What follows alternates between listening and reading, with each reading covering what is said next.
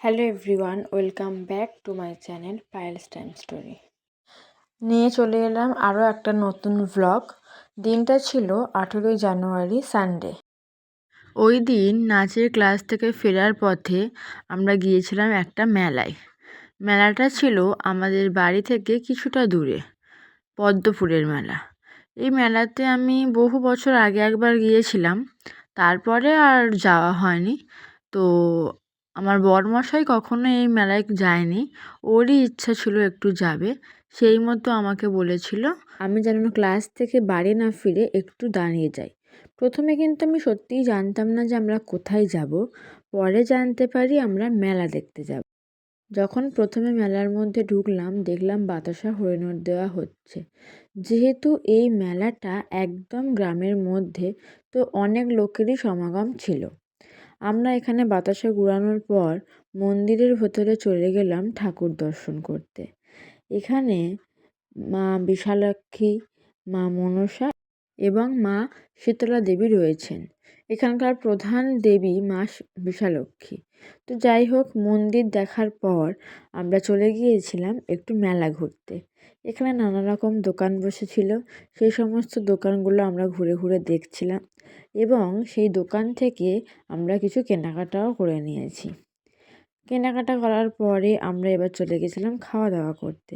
এখানে আমরা একটু ঘুগনি খেয়ে নিয়েছিলাম, তারপরে মোমো, আর তারপরে খেয়েছিলাম পাপড়ির চাট। অনেক দিন পরে মেলায় ঘুরতে এসে বেশ ভালো লাগলো। আমাদের দুজনেরই ব্যস্ততার কারণে আমরা খুব একটা কোথাও বেরোতে পারি না।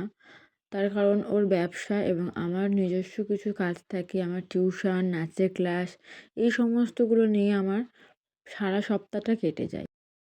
আমরা যখন বিয়ের আগে রিলেশনে ছিলাম, তখন ভাবতাম এখন তো ঘুরতে পারছি না, বিয়ের পর প্রচুর ঘুরবো, কারণ তখন আমাদের বকার কেউ থাকবে না এবং কাউকে দেখে ভয় পেতে হবে না।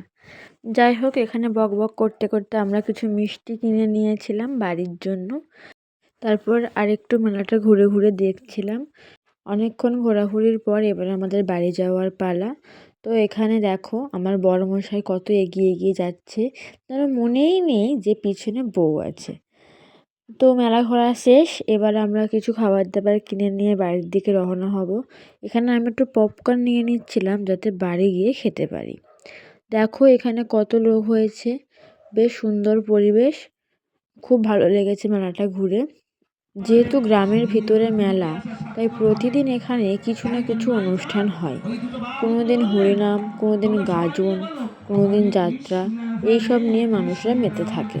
তো এখানে আজকে আমরা যেদিন গিয়েছিলাম সেদিন ছিল হরিনাম।